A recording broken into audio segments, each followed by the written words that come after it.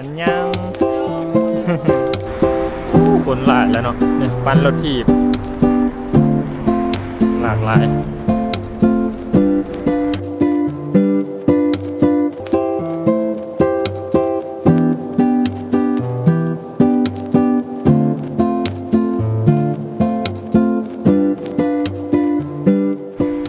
สบายดีเนาะมื้อนี้เราก็จะออกไปย่างลิ้นเนาะนี่กับบรรยากาศ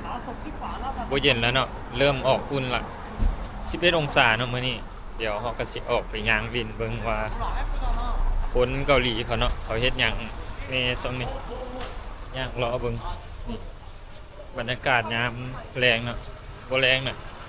ยังสวยยามสวยซะตอนนี้ก็1 โมงเนาะสิเข้า2 โมงละจิบกาแฟเนาะย่างออกกำลังกายเนี่ยแล้วก็ออกไปย่างเลาะเบิ่งเนาะนัดกับหมู่ไว้เนาะว่าสิเอาไปเจอกันอยู่สวนสาธารณะเนาะเดี๋ยวไปย่างกันไปเบิ่งว่าเป็นจังไดภาพบรรยากาศออกอุ่นๆแล้วเนาะ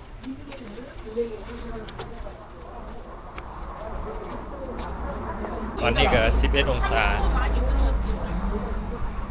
ร้อนสุดแล้วได้เนาะช่วงนี้11 องศานี่ตอนค่ำเข้ามาก็น่าจะหนาวเขาอีก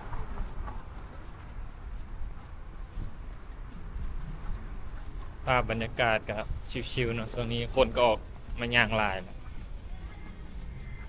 คือช่วงหิมะตกเนาะเงียบตอนนี้ก็เริ่มเห็นรถเห็นคนหลายแล้วเนาะเจ้าเริ่มออกมาเที่ยวแล้วเที่ยว10ไปเที่ยวแล้ว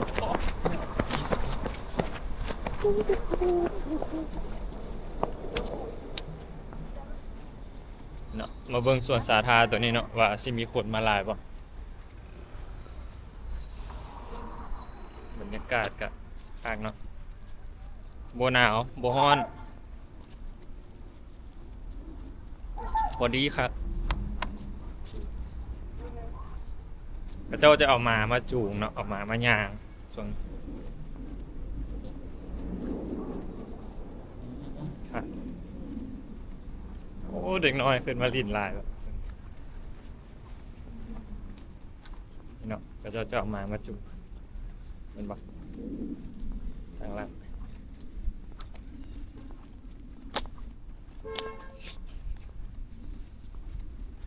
คนเริ่มหลายแล้วเนาะส่วนสาธารณะนี่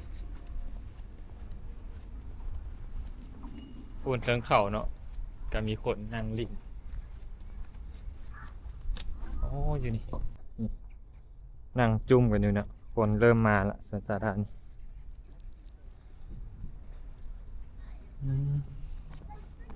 เขาจะออกกำลังกายเนาะตอนบ่ายๆน่าจะหลายกว่านี้เนาะเด็กน้อยยังนุ่งเครื่องสั้นยางเลาะแล้วเนาะอากาศบ่ได้ว่าหนาวปานนั้นล่ะ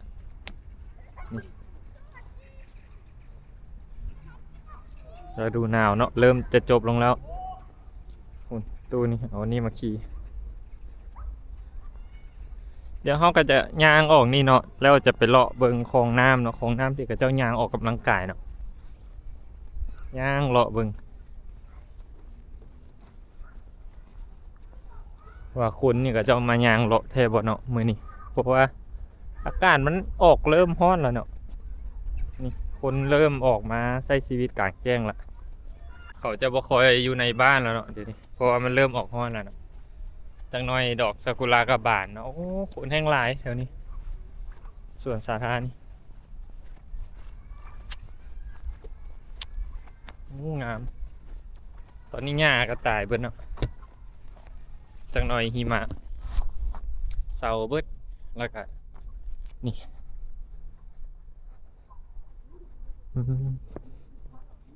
นี่เนาะบอกจะออกกำลังกายนี่จะเป็นต้นซากุระเบิดเลยว้าว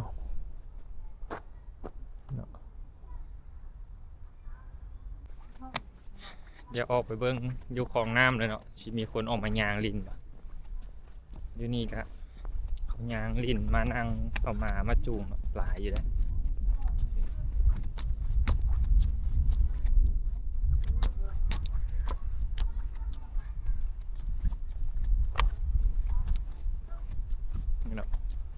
มันจะมีบอลนางบอลอย่างเนาะติดตั้งตัวเนี่ย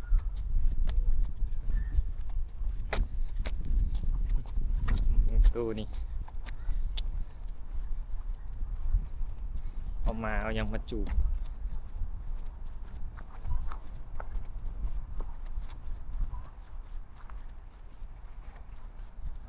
ป่าสวยงามเลย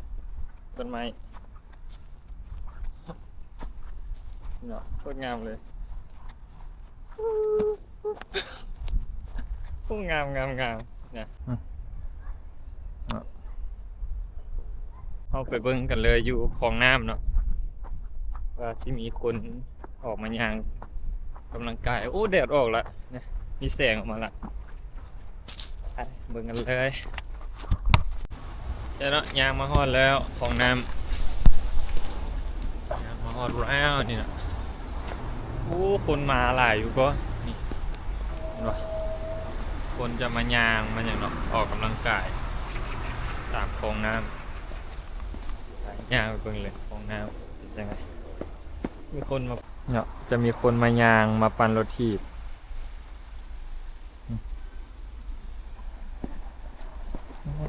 จะออกกำลังกายนะทางโอ้น้ำโอ้มีเป็ดอีกอยู่ลุมเป็ดน้อย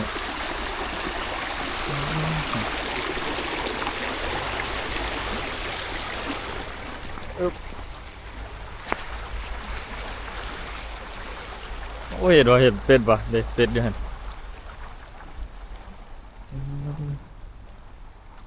จังหน่อยเนาะออกฮอดนึงนี่ป่าเนี่ยป้าตัวใหญ่บางใหญ่อยู่แถวนี้นะท่อบีแข้งนี่แหละนี่ลายช่วงนี้มันหนาวมันจะลงไปอยู่แถวน้ำลึกนะนี่เป็ดเห็นปะ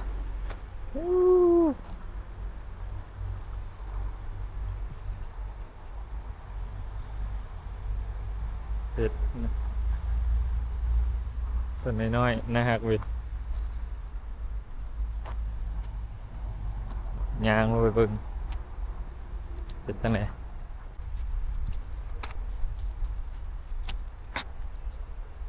แรงๆเนาะก็จะยางออกกำลังกาย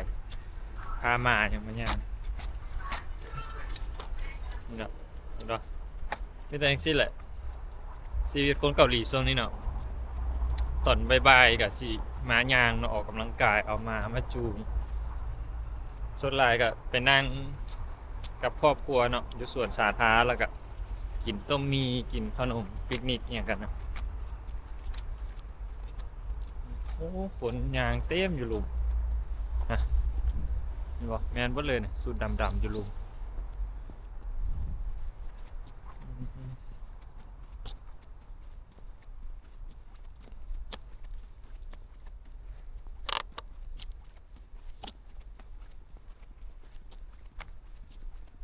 เดี๋ยวจังไรเขาสิยางไปแถวในเมืองก่อนนี้เนาะในเมืองก่อนนี้น้อยนึงว่าไปเบิ่งว่ามีคนหลายบ่เนาะตอนนี้ก็อยากเกตนอกน้อยนึงจะเป็นคลองน้ำแบบนี้เลยนะมื้อหน้าเนาะวางเดี๋ยวสิยางไปเบิ่งสุดคลองน้ำตัวนี้เลยมันจิไปซอดทะเลเนาะคลองน้ำตัวนี้เดี๋ยวมื้อหน้าวางๆเนาะจะออกไปยางออกกำลังกายไปซุ้มธรรมชาติเนาะของเกาหลีเป็นตั้งไหนแกมทะเลย่างไปเนาะย่างไปทะเลแต่มื้อนี้เนี่ยเขาสิออกมาย่างเบิ่งการใช้ชีวิตช่วงแบบใกล้ฮ้อนแล้วเนาะเพราะว่าใกล้ฮ้อนเพราะว่าหิมะจะบ่ตกแล้วมันสิเริ่มออกฮ้อนขึ้นเรื่อยๆเนาะเบิ่งว่าเป็นจังไดเนาะเขาใช้ชีวิตกันแบบใดตรงนี้เนาะ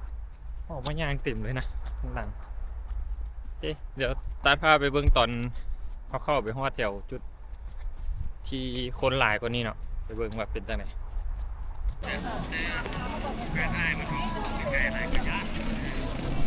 นี่เนาะย่านกลางเมืองก็ถือว่าคนหลายเลยเนาะนี่คนก็เริ่มเลาะหลายเนาะนี่เขาออกมาสอบออกมาอย่างเนาะอากาศเริ่มร้อนละฝั่งนั้นเนาะคนก็เต็มเนาะฝั่งนี้อากาศถือว่าบ่ได้หนาวเลยเนาะช่วงจะออกมายางเลาะลิ้น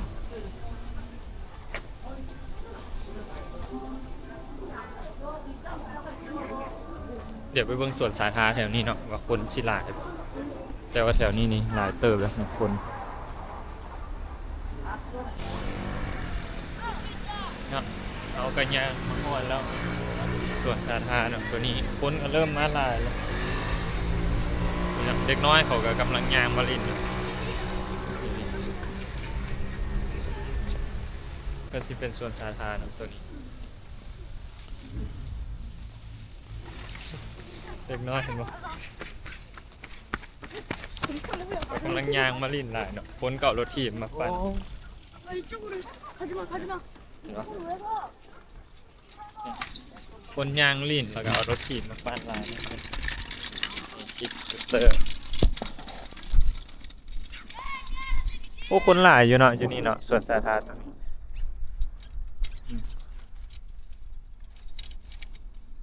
นี่มีคนมานั่งลิ่นเนาะโอ้เป็นครูหอกครูหักก็มีนี่กลุ่มวัยรุ่นสายแว่นเนาะเด็กแว่นเกาหลีด้วยนี่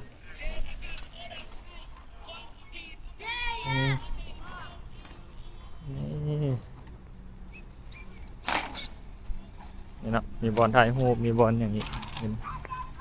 โอ้คนหลายส่วนตัวนี้เนาะเพราะว่ามันเป็นย่านกลางเมืองเลยเนาะนี่มันจะเป็นตึกอ้อมเลย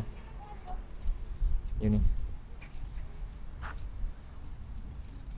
โอ้นี่หลายอยู่คน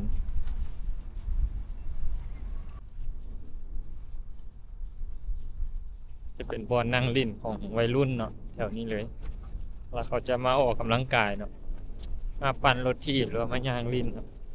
โอ้ลมเริ่มมาแล้วค่ำแล้วลมเริ่มมาเนาะอากาศก็จะเย็น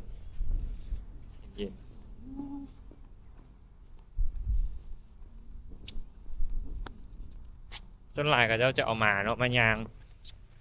มาลิ่นอยู่สวนตัวนี้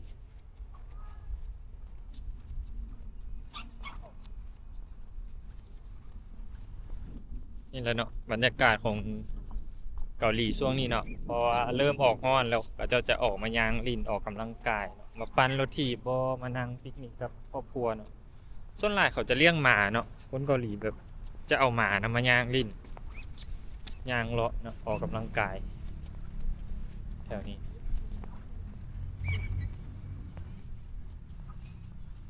จากวัยรุ่นเนาะจากคนสูงอายุเนาะแล้วก็เด็กน้อยหรือว่า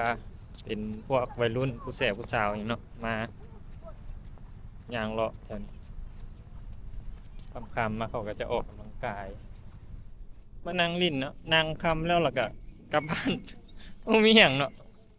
แถวนี้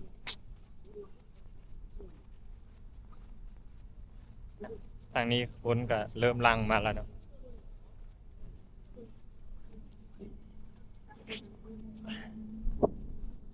เป็นศูนย์รวมเลยนะบอนที่เขามาพักผ่อนอยู่หลากหลายเพราะมันเป็นใจกลางเมืองเนาะอยู่นี่ส่วนหลายจะช้อปปิ้งเนาะบอกก็มานั่งลิ้นแล้วก็ช็อปแล้วก็กลับบ้านเลยเนาะส่วนหลายถ้ามีเทศกาลนี่ตัวนี้มันจะเป็นเวทีเนาะเขาก็จะมาแสดงอย่างอยู่นี่อย่างหมูเลี้ยงม้านี่เนาะก็คือวัยรุ่นหรือว่าอย่างเนาะเขาจะออกก็จะมาออกกำลังกายอยู่นี่เนาะวัยรุ่นเนี่ยหรือว่าคนแก่คนอย่างเนาะเขาก็ออกมานั่งกันเป็นกลุ่มเลยเป็นกลุ่มแล้วก็มานั่งออกกำลังกายเนาะนั่งล้มกันก็มีหลากหลายคือกัน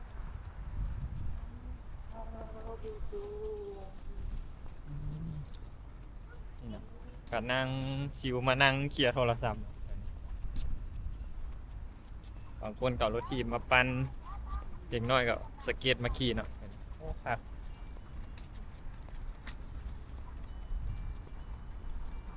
โอ้นี่ตู้นี่เอาเหล้ามาจิบคุณเนาะนั่งฟังเพลงจิบเหล้าผู้เดียวมีนกอีกยังชิวเลยตู้นี้ จิบเหล้าผู้เดียวนะเอาเหล้าย่อเป็นตุกนะเป็นขวดนะย่อจิบเหล้าผู้เดียวตัดไปเบิ่งตอนค่ำเลยเนาะมันสิเป็นจังไงสิงามมาจุดนี้เนาะเดี๋ยวไปเบิ่งตอนค่ำเลยว่า คนจะน้อยหรือหลายเนาะแล้วก็วิวแถวนี้เนาะตึกอ้อมๆนี่เนาะมันสีงาม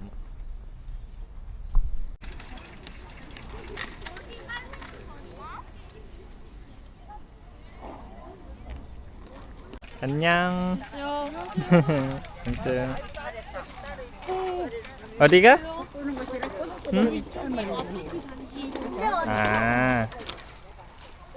นี่เนาะเด็กน้อยเกาหลีเขาก็จะออกมาปั่นรถถีบลิ้นแล้วเขาถามกับเจ้าเนาะว่าสิไปใส่กับเจ้าว่าสิไปนี่เห็นป่ะอาพาธือนี่เนาะเขาว่าสิไปกล้องอาพาธือนี่เนาะมันจะเป็นบอลอันกับเจ้าอย่างว่าคีบตุ๊กตาลิ้นเกมเนาะมันจะมีบอลนี่ทางกล้องตึกนี่ตะแพงเนาะเด็กน้อยบ้านเขา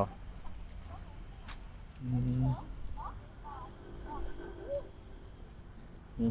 บรรยากาศโมว่าตอนค่ำมันยังซี่หนาวกว่านี้กว่า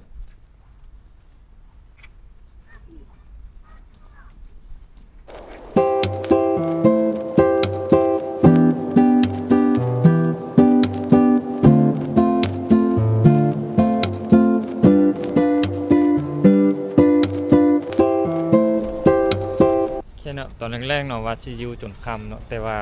เอานุ่งเครื่องบางมาเนาะหนาวเริ่มหนาวเข้าแล้วเนาะตอนนี้เอาก็เลยว่าจะกลับก่อนเนาะเดี๋ยวมื้อหน้าเขาจึงมาหาหลบทายเบิ่งเนาะออกฮ้อนกว่านี้น้อยหนึงเนาะโอเคเนาะหนาวแห้งช่วงนี้เดี๋ยวไปเบิ่งคลองน้ำเนาะตอนนี้เลยคนหน่อยคนหลายแล้วก็ยางรอมาเบิ่งเนาะตามทางว่าคนสิหลายนี่เนาะภาพเริ่มค่ำแล้วเนาะสภาพบรรยากาศตอนแรงบรรยากาศก็เริ่มเย็นแล้วเนาะเบิ่งลมมา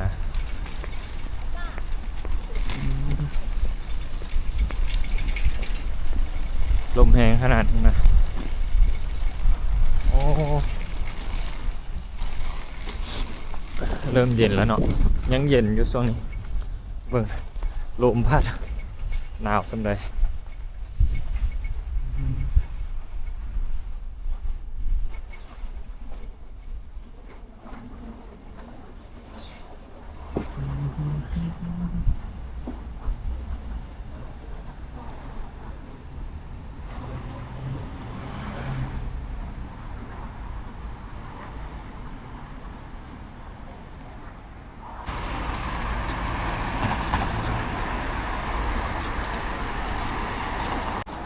นี่มาฮอดแล้วเนาะของน้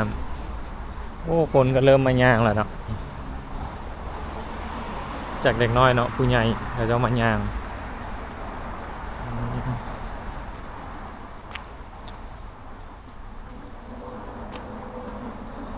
ภาพบรรยากาศของเกาหลีใต้เนาะตอนนี้ก็เป็นเวลา5 โมงยังแล้วเนาะ4 โมง 48 นาทีเนาะ43สวยงามเห็นว่าคนมาออกกำลังกายมาเล่น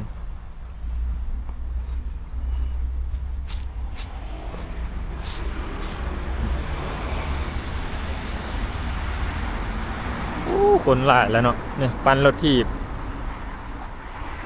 หลากหลาย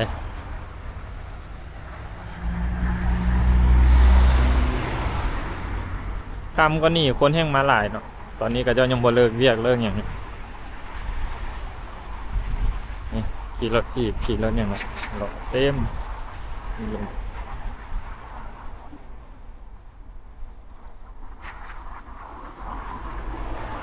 เนาะคลิปนี้ก็สิประมาณนี้เนาะภาพบรรยากาศของคนเกาหลีเนาะช่วงเริ่มออกหน้าร้อนแล้วเนาะสิประมาณนี้เขาก็จะออกมาเลาะใช้ชีวิตแบบนี้เนาะย่างออกกำลังกาย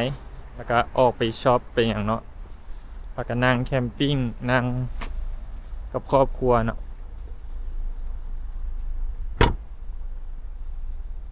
โอเคสำหรับคลิปนี้ก็สิประมาณนี้เนาะเจอกันคลิปใหม่เนาะเดี๋ยวเอาไปใส่เดี๋ยวเอาถ่ายให้เบิ่งใหม่